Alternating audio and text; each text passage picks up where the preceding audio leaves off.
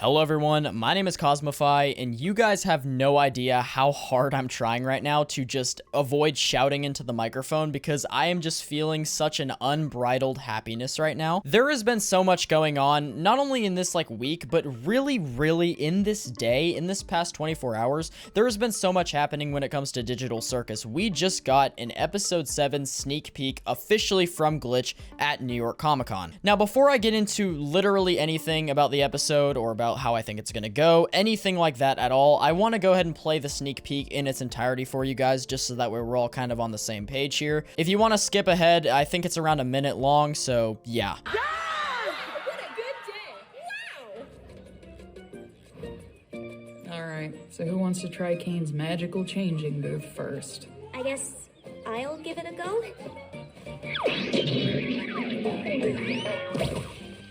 Wow, you look mediocre. If you ever need a sunburn, give me a call. I don't want a sunburn. Should have thought of that before I decided I hate you. Don't interact with the sun. She's just like that.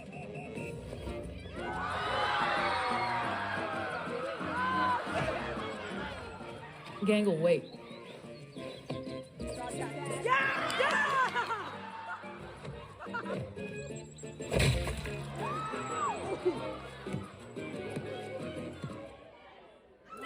Even besides the sneak peek, we already have a lot of things to unpack here outside of that, because there are two main plot lines that we're currently following. We have obviously the main beach episode, which, believe me, I have a ton of things to say about how I think that's gonna go, but that's gonna wait for a second, because we need to talk about the fact that Jax, at some point in this episode, apparently, if what Gooseworks posted on her Blue Sky about Jax being in his room, or in Ribbit's room, or in someone's room, if that actually happens within the episode and wasn't some kind of a hoax, then we're going to be tracking two different kind of storylines here, because as we know, I know it's kind of hard to tell, but in the sneak peek, Jax is actually there. Whenever the watermelon thingy is kicked, you can see right behind it, he's kind of moping around in his chair. It's really hard to see because of the quality of the recording. Still, whoever recorded that though, thank you for doing that, because you're doing God's work. But yeah, it is kind of hard to see, and there were people in my comment sections who were like, where's Jax? But no, he is there, believe me. As much as some people kind of wanted him to not be there, he is there. But at some point during this episode, if what Gooseworks posted does end up actually happening, he's going to end up in his room in a worse emotional state than before.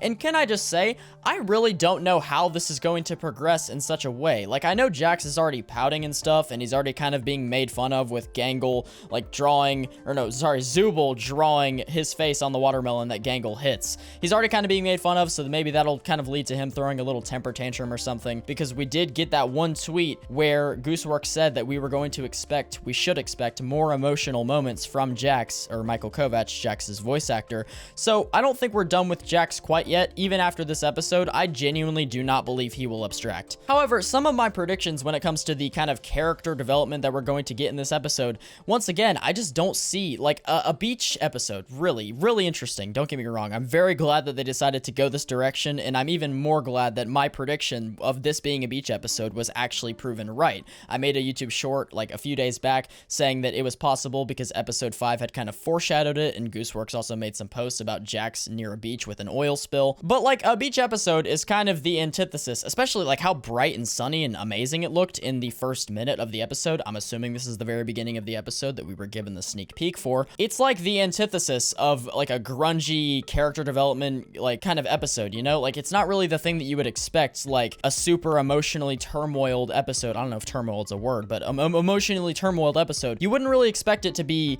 at a beach when it's sunny, when even though Pomni is like being threatened by the sun, everything is still generally in like pretty good spirits, it seems. The only one who's not in good spirits is Jax, and I feel like Pomni's gonna have some things to say about that, and that's gonna kind of kick off the main conflict of the episode, but we have yet to see. Because the thing that I'm a little bit more interested in right now is how an episode that looks so cheerful like this could possibly split apart the fandom, as both Gooseworks and Michael Kovac said it would. In case you've forgotten, Gooseworks said on a live stream and Michael Kovac said on a separate live stream, like, they both kind of share the general opinion that episode 7 has the potential to just completely split the fan base apart.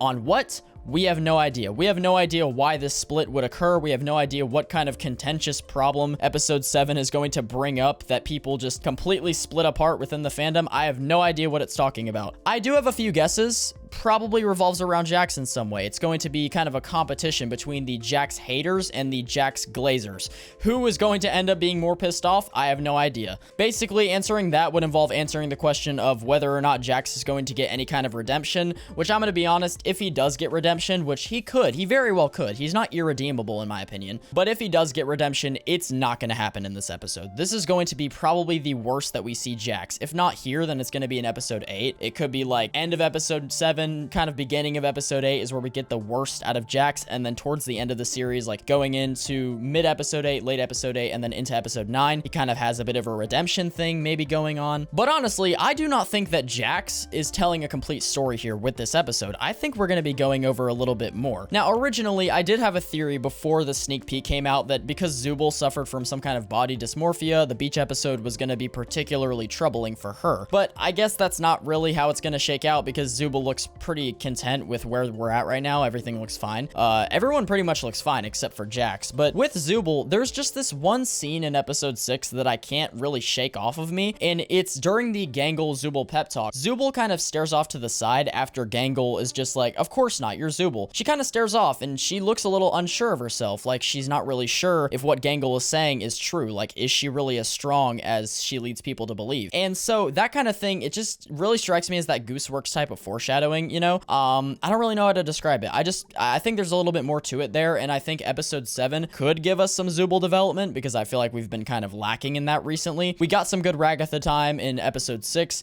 We got some Jax time in episode 6 as well, and we're definitely going to get more in episode 7. We got a little bit of Kinger. Actually, if anything, I feel like Kinger is also kind of a likely candidate for episode 7 time because we haven't had a lot of like Kinger. We kind of dived a little bit into the shallow end of Kinger's character arc and like everything that he's been through in episode 6 when he was talking to Ragatha, but I feel like there's definitely more than just the surface level of what we've been given to a few of these characters. Zubul and Kinger mainly, I'm talking about them. But yeah, just overall, this episode just looks so gorgeous. I love how it's looking so far. I love that the sun finally gets dialogue because that's actually a reference to something that was mentioned in one of the Digital Circus promotional videos, how the sun didn't have enough dialogue and it was mad, and so like Gooseworks decided to give the sun dialogue or something. I'm pretty sure if I remember correctly, the sun is actually voiced by Gooseworks' sister, which is a fun fact. I don't know if any of you guys knew that. I could be wrong about that, but I'm pretty sure I saw it on her Twitter one time. She like said that, or her Tumblr. Now, really, the $1 million question here, it's not the emotional character development. It's not the character arcs that we're going to get. It's none of that. It is the real question here. Is Jax going to wear a bikini? That's the real question here. You know, I made my video about Jax being feminine, getting in touch with his true feminine self. Is he going to wear a bikini? You know, we're asking the real questions over here at Cosmify International Corporation. But anyway, that's about it, guys. I apologize if this video was a little disorganized. You know, I'm kind of just talking like off the cuff. There's no really script I'm reading off of, so I apologize for that, but that's about it from me. Until tomorrow, because we're going to get more stuff at Glitch Direct. Bye-bye.